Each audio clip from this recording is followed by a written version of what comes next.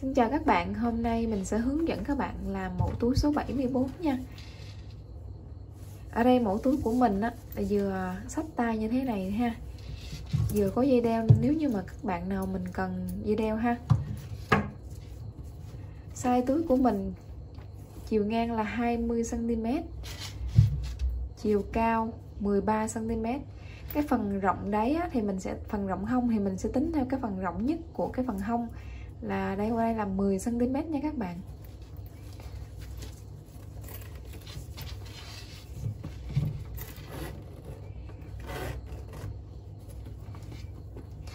Bên trong túi lót túi thì sẽ có một ngăn có cái sợi dây kéo như thế này, một ngăn thì ngăn phụ này không có dây kéo ha.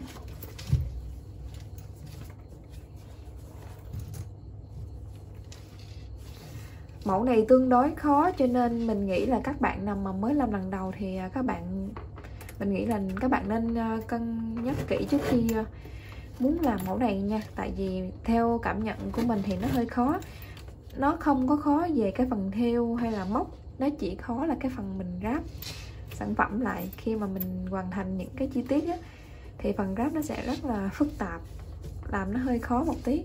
Nếu như mà các bạn đủ cái sự kiên nhẫn á, thì nếu bạn nào mà mới học thì cũng có thể làm, nhưng mà mình nghĩ là sản phẩm nó sẽ không có ưng ý á các bạn, cho nên các bạn nhớ cân nhắc trước nha. Rồi bạn nào có nhu cầu mua nguyên phụ liệu thì các bạn có thể liên hệ thông tin mình để trên màn hình nha.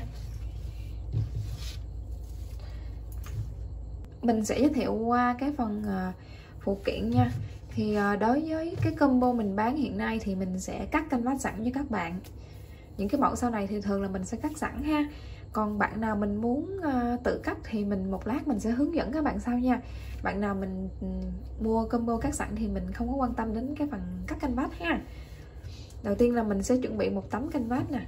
Sợi ở đây á, thì mình sẽ sử dụng 3 cuộn, mỗi màu một cuộn nha. Thường là nói chung là màu nào mình cũng dùng không có hết đó các bạn, khoảng chừng nửa cuộn là mình làm xong cái túi rồi. Nhưng mà do mình phối nhiều màu cho nên mình cần tới 3 cuộn ha, mỗi màu một cuộn. Sợi dệt này 2mm nha các bạn. Ở đây tiếp theo mình có sợi dây kéo 2 chiều khoảng 35cm, 2 mét cước nẹp. Cái loại này cước này 2mm nha các bạn. Ống nhựa 6mm thì mình dùng nửa mét thôi nha. Móc treo trang trí, chân đế.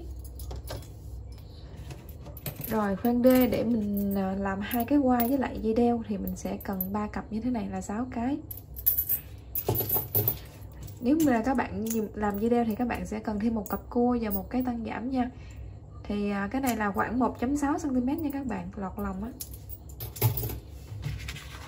Rồi ở đây về cái phần họa tiết á, thì mình tính hơi tham á, cho nên là mình không bao giờ mình chịu một mẫu á các bạn. Bây giờ cái mẫu thứ hai mình sẽ làm là cái họa tiết chữ Dior này nha. Đó. Mình muốn cho các bạn có nhiều sự lựa chọn hơn trong cái phần hoa văn túi kiểu mẫu, cho nên lúc nào mình làm mình cũng gom gộp 2-3 kiểu, 2-3 mẫu vô trong một cái túi á. Cho nên là bạn nào thích mẫu LV hay là mẫu Dior thì các bạn có thể lựa chọn tùy theo sở thích của mình nha. Rồi tiếp theo mình sẽ hướng dẫn các bạn cắt canvas ha. Canvas ở đây thì các bạn sẽ vẽ cho mình cái thân chính nè. Đó, các bạn thấy thân chính trước ha. Thân chính thì bề ngang các bạn sẽ cắt cho mình là 44 ô. Cái phần chiều dài thì các bạn sẽ cắt cho mình 82 ô.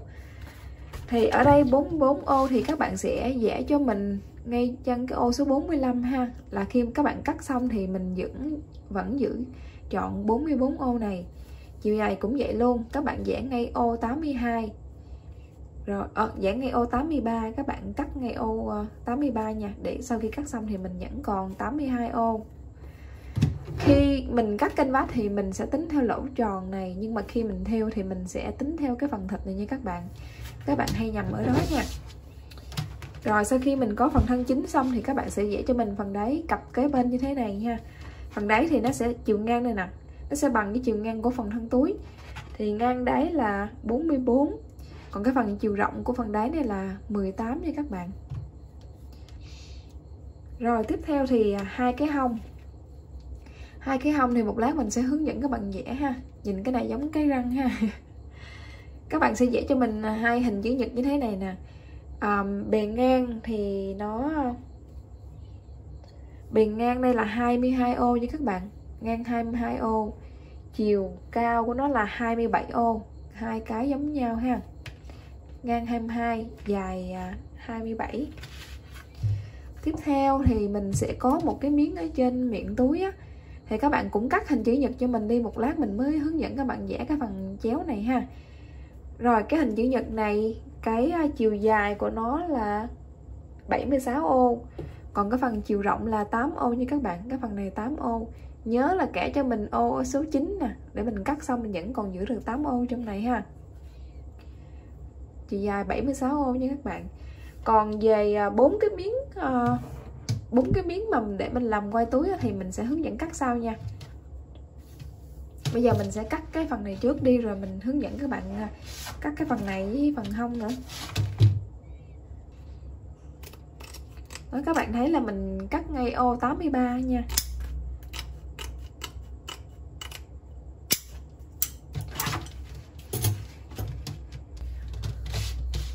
Rồi cái phần thân này với đáy thì mình đã cắt xong rồi. Thì một lát mình sẽ nẹp viền thì mình sẽ chập hai cái này lại với nhau ha. Còn về cái phần miệng túi trước đi. Miệng túi nè thì các bạn sẽ vẽ cho mình cái đường chéo nè. Đếm từ ngoài vào 1, 2, 3. Các bạn sẽ cắt ngay chân cái ô số 3 nè. Các bạn vẽ chéo lên thử cho mình ha. Vẽ chéo lên, đó là ngay 3 lỗ nè. Đó. Sau khi cắt xong thì các bạn đếm dọc chéo ở đây là 1, 2, 3, 4. Mình có 4 lỗ á. Rồi mình cắt thử cho các bạn xem ha.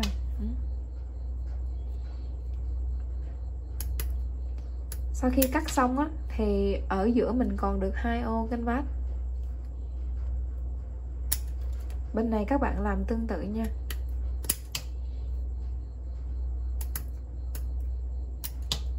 Rồi phần ở giữa này các bạn sẽ đếm từ ngoài vào, các bạn giữ cho mình 3 ô, 1, 2, 3. Các bạn vẽ ngay chân ô số 4 ha. Còn ở hai bên nè, mỗi bên các bạn sẽ giữ cho mình 2 ô. Như vậy là mình sẽ cắt bỏ 4 cái lỗ ở trong này. Các bạn vẽ xong đi rồi mình hãy cắt như vậy, nó sẽ không bị nhầm ha. Cái này mà hình như cắt hư là không có canvas để bù vô đó các bạn. Rồi bây giờ mình sẽ cắt nè. Các bạn thấy là mình chừa lại hai lỗ hai bên nha. Đó. Bên đây cũng vậy luôn, từ ngoài đếm vô còn 3 lỗ, cắt cái chân lỗ thứ tư. Đó, mình cắt dài lên đến mình lấy được cái ruột này ra. Rồi mình đã cắt xong cái phần này. Đó, cái phần này là cái phần chừa dây kéo nha các bạn, cho nên mình sẽ cắt 4 lỗ như thế này ha. Xong tiếp theo đến cái phần thân thì các bạn sẽ đếm từ trên xuống là mình 1, 2, 3, 4, 5, 6, 7, 8, 9, 10. Mình sẽ gạch ngay ô số 10 ha. Từ ngoài vào thì các bạn sẽ mình gạch lộn rồi, mình muốn cái đường viền dày này nằm ở phía dưới đáy, cho nên mình làm lại ha. Rồi ở ngoài vào là 2, 4, 6, 8 thì mình sẽ gạch ngay ô số 9. 2, 4, 6, 8.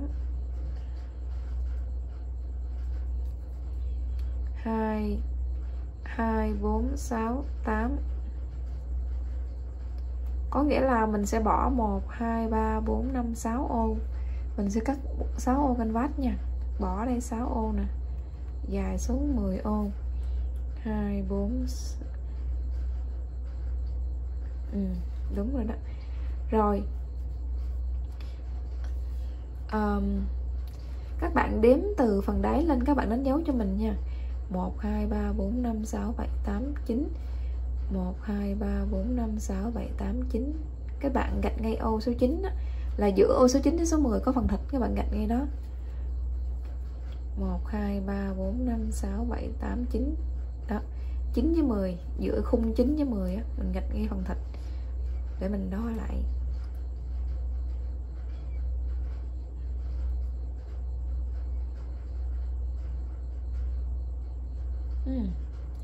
Sai rồi, mình phải gạch ngay ô số 8 nha.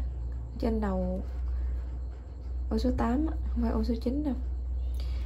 Về cái phần bầu này thì các bạn sẽ thấy là mình sẽ vẽ đây là 1 2 3 4, nghĩa là mình sẽ bỏ 4 ô, gạch đây 4 ô.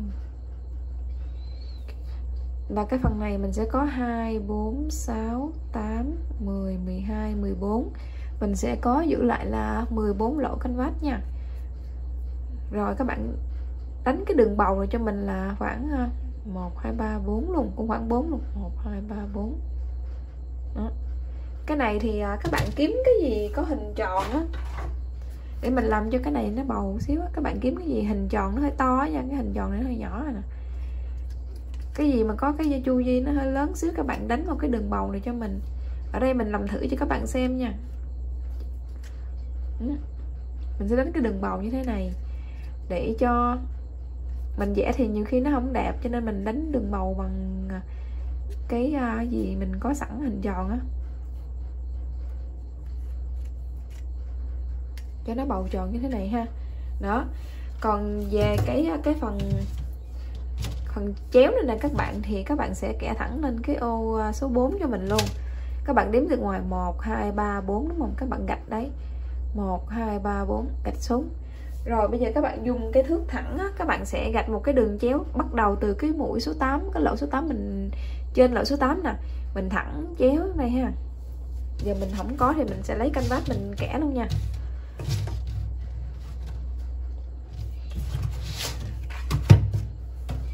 Cái mực bút lông của mình nó dính trên bàn, nó dơ lắm.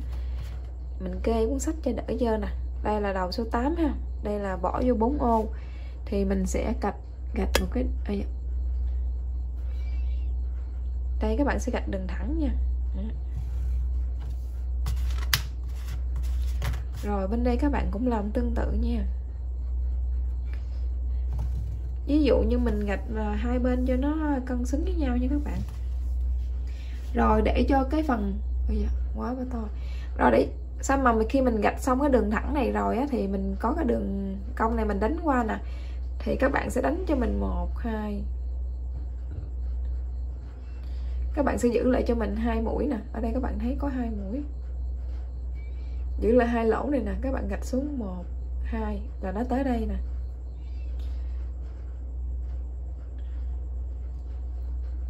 Đó, là mình đã có cái đường cong này rồi ha.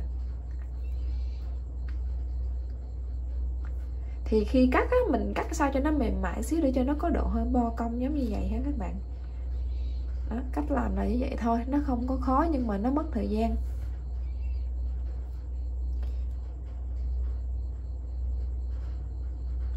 Ví dụ như mình cắt một cái xong rồi cái kia cái mình ướm lên cái còn lại á, mình vẽ lên thì nó sẽ hai cái nó sẽ bằng nhau ha. Mình thấy cái này bầu cũng đẹp á, mình cắt cái này thử lên sao.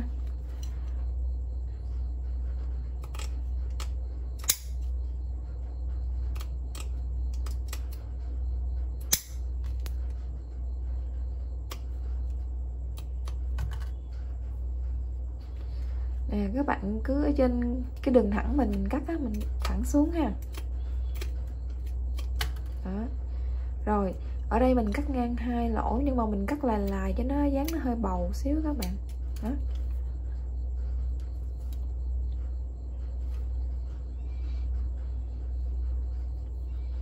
Ở đây trên đây mình cũng cắt thẳng xuống.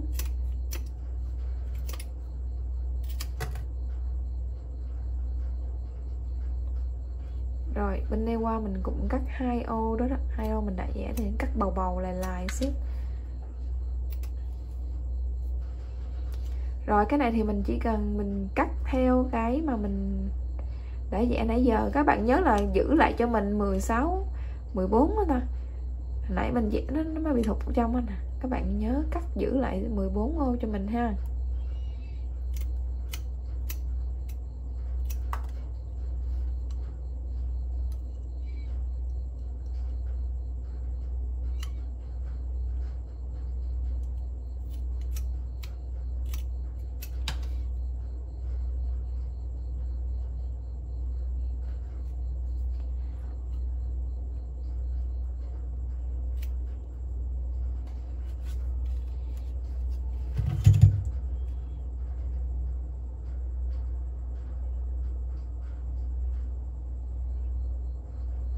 Rồi, như vậy là xong cái phần hông mà mình đã hướng dẫn xong rồi ha.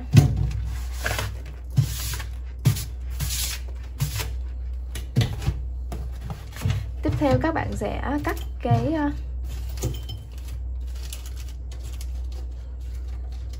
4 miếng nhỏ cho mình như thế này nè.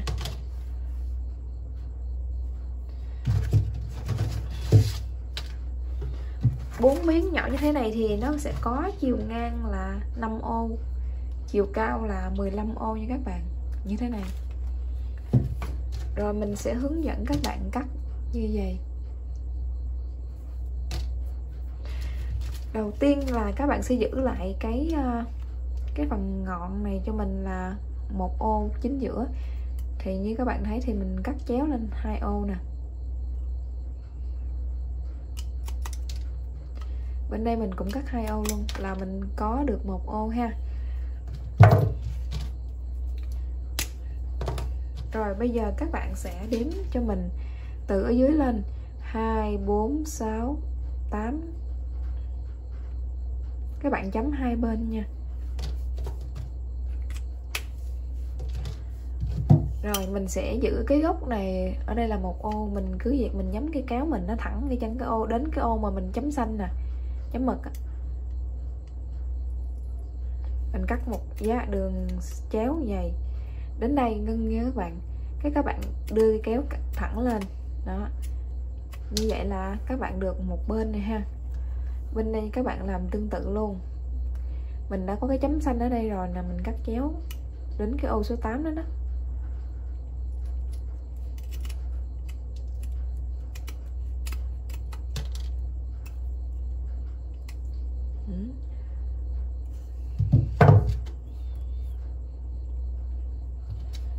Đó, các bạn cắt 4 cái như vậy cho mình nha, cũng đơn giản mà phải không? Ở trên mình giữ lại 3 lỗ canvas nè, ở phần hông rộng nhất thì nó sẽ có 5 lỗ.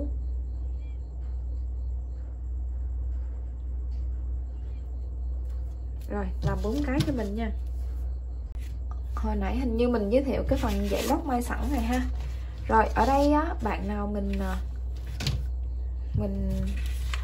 nói chung là cái mẫu túi 74 này thì mình thiết kế cái phần chạc theo cái túi này, cho nên đó, khi mà đặt vô là nó vừa y như thế này nè các bạn. Đó, đặt vô là vừa y luôn. Các bạn nhìn thấy nè. Đấy, sao mờ vậy? Khi đặt vô thì cái đường viền canvas của mình nó sẽ nằm ở số 1 này ha. Cái đường viền cuối cùng bên đây thì nó nằm ở số ô 45 đó, các bạn nhìn thấy ha. Còn cái đường viền phía trên nè thì nó sẽ nằm ở cái ô màu trắng luôn, ô số 33 các bạn thấy nè, 33 theo hàng dọc đó, nó nằm cái ô màu trắng đó. Khi các bạn đặt vô thì nó vừa bằng luôn. Các bạn chỉ cần việc là mình chấm cái phần mực theo như cái hoa văn này thôi ha các bạn, nó không có gì khó hết đó. Các bạn thấy là cái phần thịt nó nằm ở giữa cái ô màu đen, như vậy là đúng như các bạn, chứ không phải các bạn chỉnh cho cái phần thịt nó nằm, không phải là cái phần ô màu đen ngay chân cái lỗ tròn đâu, mà mình phải chỉnh làm sao cái phần thịt nó nằm ngay chân cái ô màu đen như thế này. Khi các bạn chấm thì các bạn chấm lên cái phần thịt của cái canvas đó, thì mình mới theo cái hoa văn được. Tại vì khi theo thì mình sẽ theo lên cái phần thịt, mình theo dấu ít lên cái phần có thịt này, chứ không phải mình theo vô cái lỗ này. Cái lỗ này chỉ là cái lỗ để mình xỏ qua xỏ lại thôi, chứ còn hoa văn thì mình phải tính theo cái phần có thịt nha.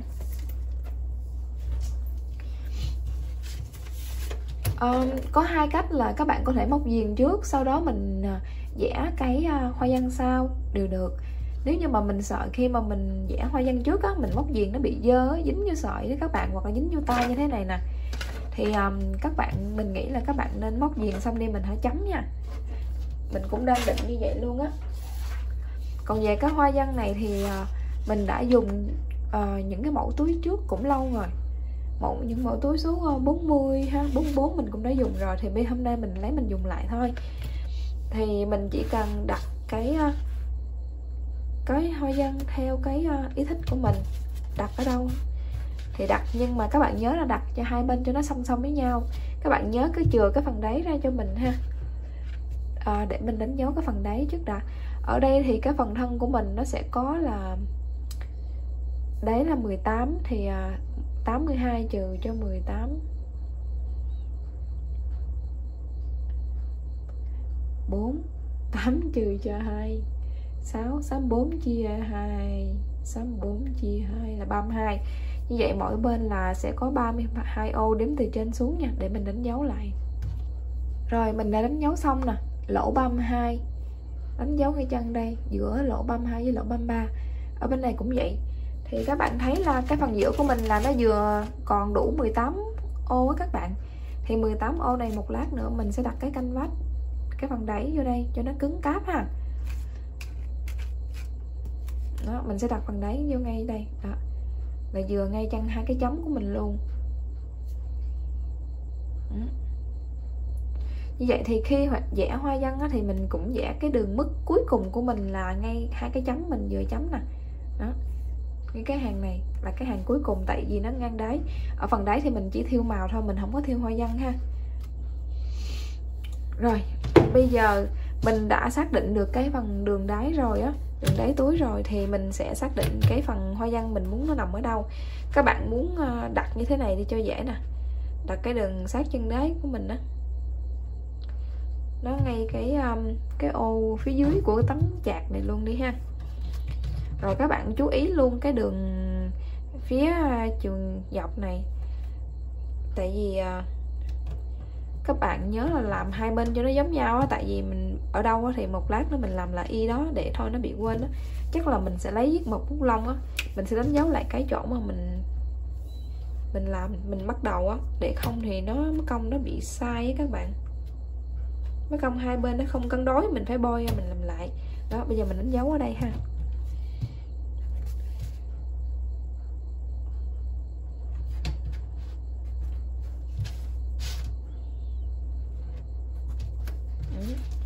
Rồi bây giờ thì mình sẽ bắt đầu chấm nha. Ở đây thì mình sẽ chấm ở trên mặt trái là cái mặt mà nó có lỗ nhám như thế này nè các bạn. Canvas thì nó sẽ có một mặt bóng. Bóng thì các bạn sờ vô nó sẽ hơi bóng hơn là cái mặt kia. Cái mặt kia là nó không có. Đây, các bạn nhìn thấy cái mặt này nó ít thịt hơn á, thì mình sẽ dùng cái mặt này làm mặt chính ha. Mà lỡ làm mặt kia mặt chính thì cũng không sao, nó chỉ cảm giác là lộ canvas ra nhiều hơn thôi. Rồi bây giờ mình sẽ bắt đầu chấm họa tiết. Như đã nói thì bạn nào mình muốn chấm trước hay là mình muốn thêu trước, mình muốn móc viền trước thì các bạn làm theo ý của các bạn ha. Còn ở đây thì mình sẽ hướng dẫn, chắc là hướng dẫn chấm luôn đi. Tại vì trước khi móc viền á, mình chấm thì nhìn sẽ dễ thấy hơn. Các bạn thấy là mình đặt cái họa tiết nó nằm ngay chân cái phần thịt này nè, mình chấm là chấm vô phần thịt chứ không phải chấm vô cái lỗ ha. Bây giờ các bạn có thể vẽ cho mình cái phần màu đen thùi lùi. Nếu như mà các bạn theo chữ Dior giống như mình thì cái phần đen thùi lùi này các bạn chấm viết mực xanh, còn cái phần mà chữ xám xám thì các bạn chấm viết mực đỏ nha. Mình chỉ chấm những cái phần thịt bên trong thôi, tránh 4 cái đường viền ra, tại vì một lát mình móc viền sợi vô rồi, cho nên mình không có dùng phần đó.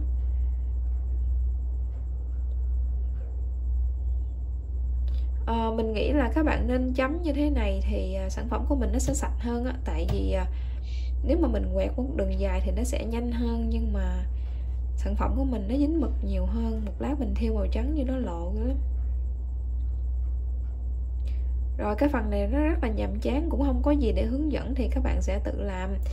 Làm xong cái chấm xong cái phần thân này mình sẽ hướng dẫn các bạn chấm cái phần hông nha. Đây là cái phần hoa văn túi sau khi mình vẽ xong thì các bạn. Đó, thì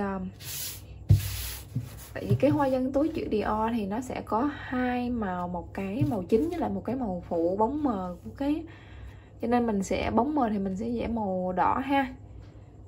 Tại cái viết của mình nó mờ quá cho nên nhìn không có rõ nè. Là mình đã vẽ xong bên này, xong rồi mình lật qua bên đây mình vẽ tiếp. thì cái khung vẽ mình cũng y chang nhau luôn ha các bạn. Tương tự như vậy thì đối với cái hoa văn LV này các bạn cũng làm như vậy.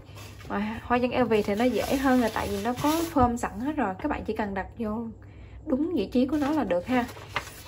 Về cái phần hông cũng vậy luôn, phần hông hoa văn Dior thì các bạn cũng làm tương tự giống như là phần thân chính nè.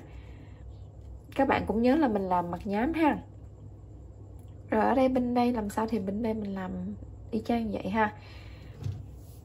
Còn hoa văn bên phần hông của này thì nó sẽ đơn giản hơn nè. Mình sẽ chọn cái chữ LV nó nằm ở chính giữa, còn bên đây thì hai bên hông thì nó sẽ lệch một bên nhiều bên ít nha các bạn để ý à. Đó, thì các bạn chọn nha. Nói chung là làm sao mà cho cái chữ LV nó nằm ở phía giữa, ở dưới này. Ở đây là cách từ dưới lên là 1, 2, 3 đó, đặt ở chân cái số 4. Ở đây mình đặt cho các bạn xem luôn ha.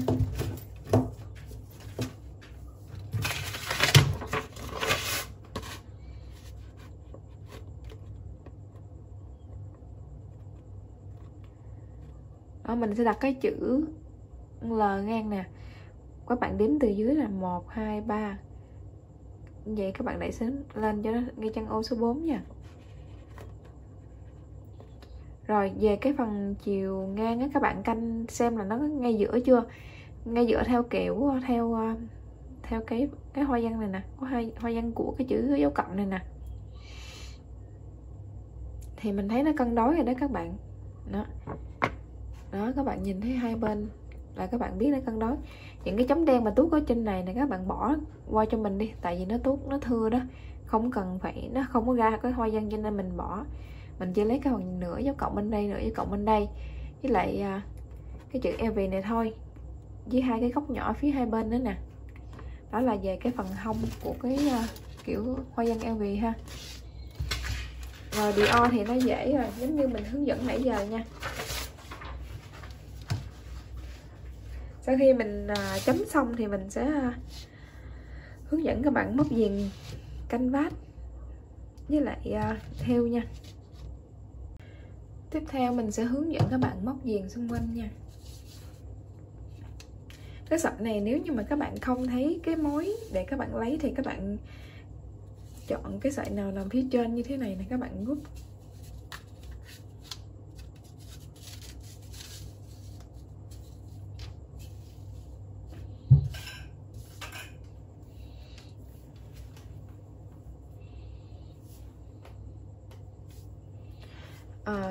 Bây giờ thì mình sẽ đặt cái miếng canvas này xuống phía trong của sản phẩm của túi nha. –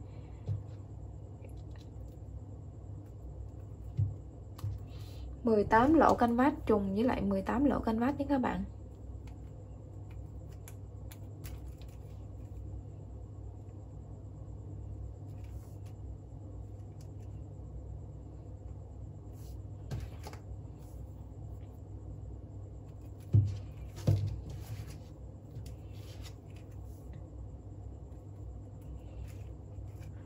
Rồi bây giờ thì các bạn sẽ đưa cái mặt phải của mình ra ngoài ha.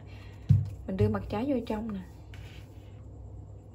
Dùng kim móc 2.0mm nha. Toàn bộ cái túi này thì mình sẽ móc chỉ một size kim là 2.0mm.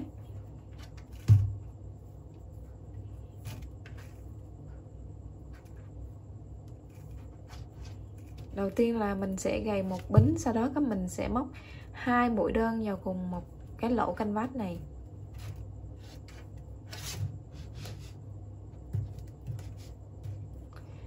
Rồi, tiếp theo thì mỗi một lỗ mình móc tương ứng một đơn.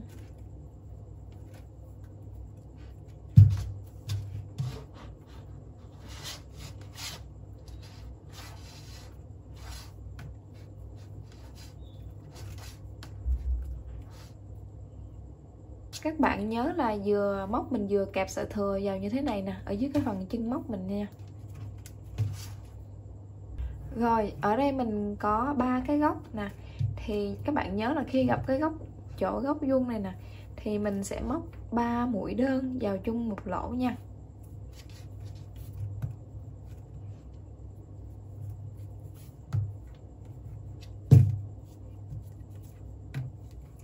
Tiếp theo những cái lỗ bình thường như thế này nè thì các bạn cứ móc cho mình một lỗ này là tương đương với lại một mũi đơn.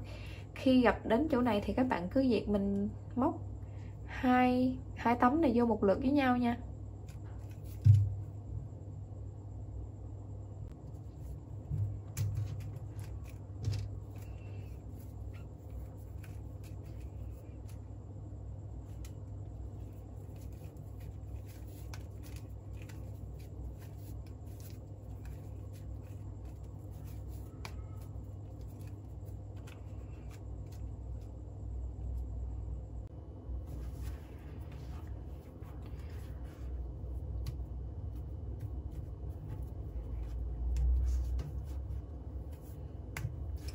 Rồi các bạn sẽ móc cái mũi cuối cùng vào cái lỗ canvas đầu tiên của mình móc. Khi mình móc đã 2 mũi rồi, bây giờ mình móc thêm một mũi là đủ 3 mũi nha các bạn.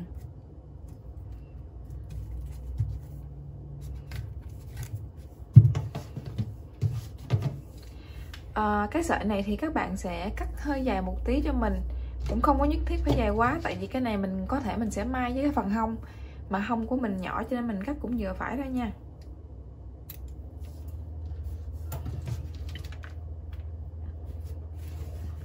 Kéo cái này ra ngoài.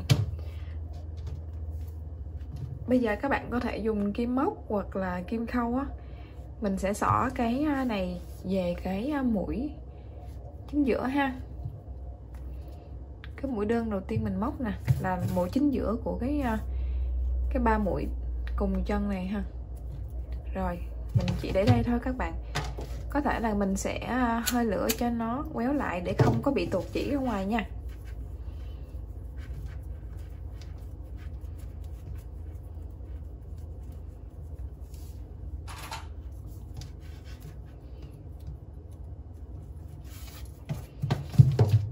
Rồi mình sẽ hướng dẫn các bạn móc tiếp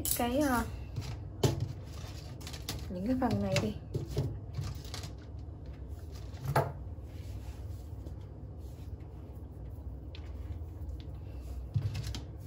Rồi cái này mình cũng sẽ đưa cái mặt nhám ra ngoài luôn ha. Các bạn sẽ bắt đầu từ cái góc này cho mình, góc nhọn chỗ này.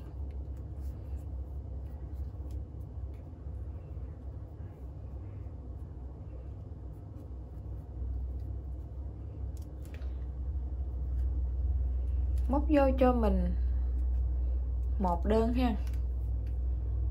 Rồi những cái mũi còn lại nè thì những cái mũi theo đường thẳng này thì mình cứ một lỗ mình sẽ móc một đơn nha các bạn, vừa móc vừa kẹp sợi thừa luôn.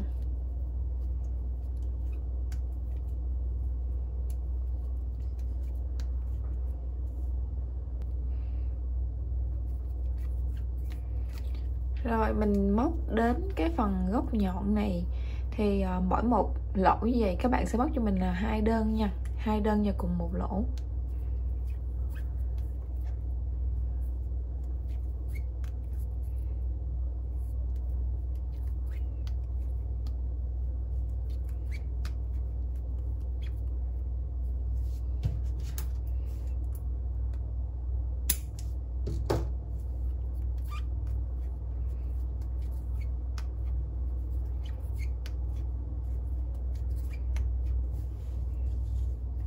Ở bên này cũng 2 đơn và cùng một lỗ luôn nha các bạn.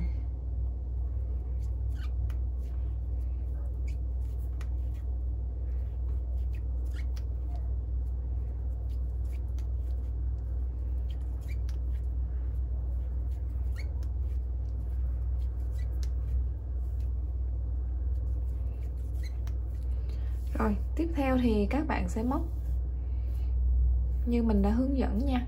Đến đây các bạn cũng sẽ móc 2 đơn vào cùng một lỗ luôn, tương tự như cái phần đầu bên này.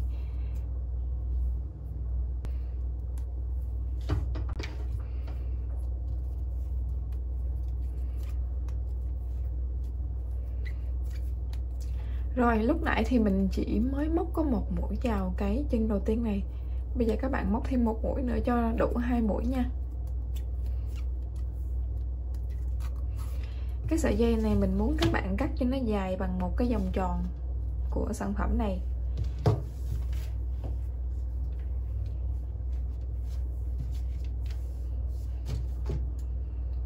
Các bạn nhớ là Sau khi kéo ra xong rồi thì các bạn dùng cái kim khâu á, mình xỏ qua luôn ha. Mình làm tương tự như bên kia.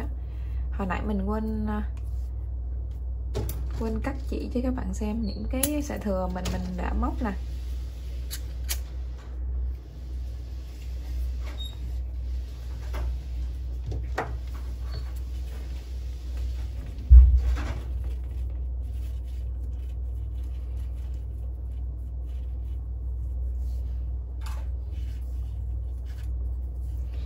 Bây giờ thì mình sẽ móc ở cái phần trong ruột ha.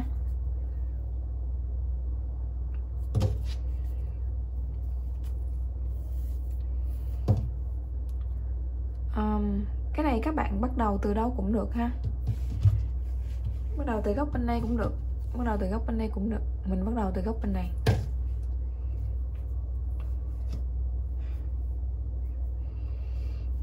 Mặt nhám mình cũng đưa ra ngoài nha các bạn. Nói chung là toàn bộ sản phẩm của mình đều mặt nhám đưa ra ngoài ha. Ở đây thì phần góc mình chỉ móc đúng một mũi đơn thôi, mình sẽ không móc tăng mũi nha các bạn. Tại vì đáng lẽ góc mình giảm mũi nó mới đẹp, nhưng mà giảm mũi thì nó bị lộ chỉ á, lộ canvas á, cho nên mình móc một mũi đơn cho một lỗ canvas nha, ngay phần góc.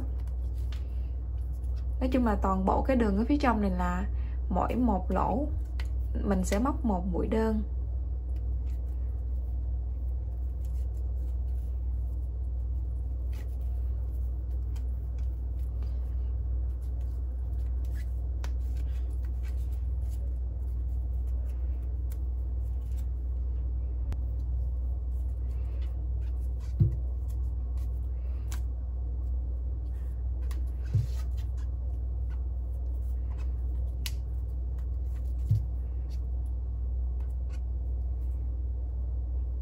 Mình móc vào cái chân này mình không móc vào cái chân phía ngoài này nghe các bạn, móc vào cái góc vuông phía bên trong mình thôi.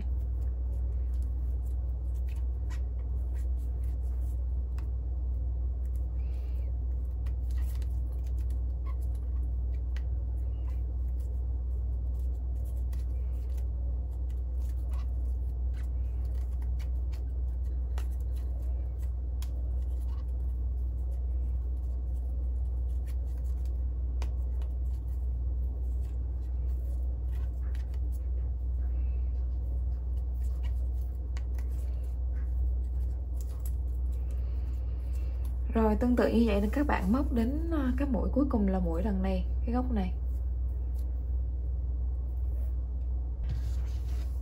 Rồi sau khi mình móc xong á thì cái sợi này nè các bạn sẽ cắt cho mình sợi dây dài khoảng 1m6 nha. Tại vì mình sẽ dùng cái sợi dây này mình thêu luôn. Thay vì mình cắt sợi dây này ra rồi một lát mình phải tìm cách mình giấu nó đi, thì mình sẽ lấy cái sợi này để mình thêu luôn. Khi nào thiếu sợi thì mình lại nối sợi vào thêu tiếp á. Thì trước mắt thì các bạn cứ cắt cho mình dài 1m6 ha, để một lát sau khi mình hướng dẫn các bạn xong thêu xong á thì mình sẽ hướng dẫn đến cái phần này nha.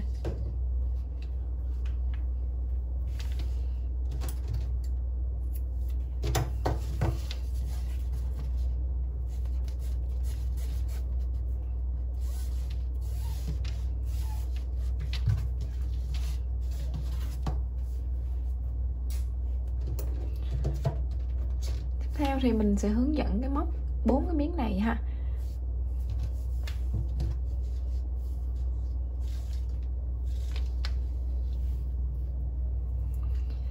Cái miếng này mình sẽ không nẹp cước nha các bạn, tại vì cước nẹp vô nó cứng quá, nhiều khi mình bẻ cớp lại nó cũng khó.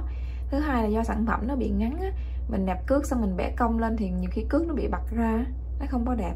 Cho nên mình sẽ, khi các bạn móc thì mình sẽ chừa cho mình một đoạn dây dài như thế này nè, để mình đi vòng tròn cái sản phẩm. Cái công dụng của sợi dây này là để cho nó đỡ lộ canvas ra ngoài nha các bạn, chứ nó không có làm mướt cái sản phẩm như sợi cước được. Đầu tiên các bạn sẽ móc 2 mũi đơn vào trong cái góc, cái lỗ đầu tiên nè.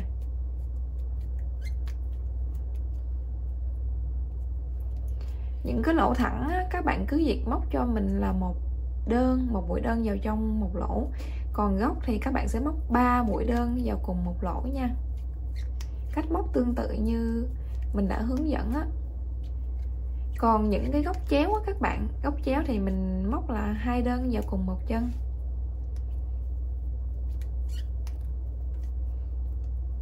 Đến đây là mình sẽ hướng dẫn tiếp nha. Các bạn thấy là ở đây mình còn 2 lỗ nguyên, 2 lỗ bị cắt. Thì nếu như mình móc mỗi một lỗ này á là một đơn á, thì nó sẽ bị lộ mấy cái canh vách cắt ra, cho nên mình sẽ móc 2 đơn vào cùng một lỗ này nha. Chỉ riêng 2 cái đường cắt dài sát đây thôi nha.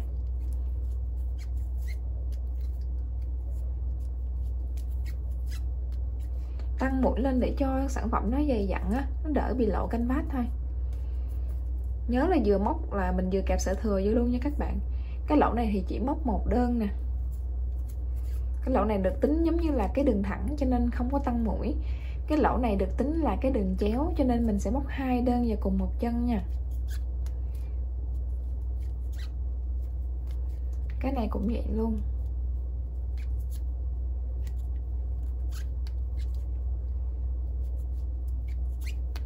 Ở đây là phần góc chính giữa của sản phẩm cho nên mình sẽ tăng mũi nó lên là 3 mũi đơn vào cùng một lỗ nha. Cho nó có độ nhọn cho nên mình sẽ thêm một mũi á các bạn.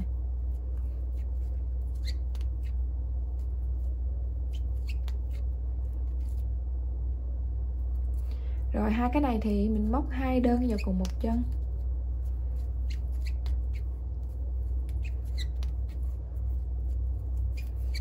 Cái lỗ này thì móc một đơn.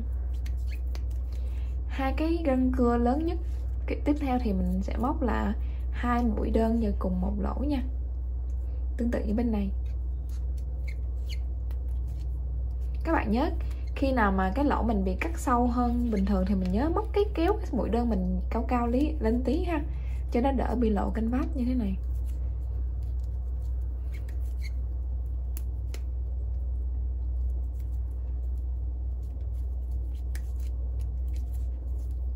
Rồi, những cái mũi còn lại các bạn móc bình thường nè. Rồi một mũi đơn cuối cùng vào trong cái lỗ đầu tiên. Cái sợi dây này các bạn cắt hơi dài cho mình để một lát mình may vô trong cái phần thân nha. Ở đây cái chiều dài này chắc khoảng 70 đến 80 cm đó các bạn. Chắc cỡ khoảng 70. Rồi các bạn cũng kéo ra xong rồi dùng kim khâu xỏ qua cái mũi chính giữa này cho mình ha. Làm cứ móc viền xong thì các bạn cứ làm như vậy cho mình. Còn những cái mũi những cái dây này nè thừa thì mình cắt xong cái mình hơ lại cho nó quéo. Rồi như vậy là các bạn móc 4 mảnh y như vậy cho mình ha.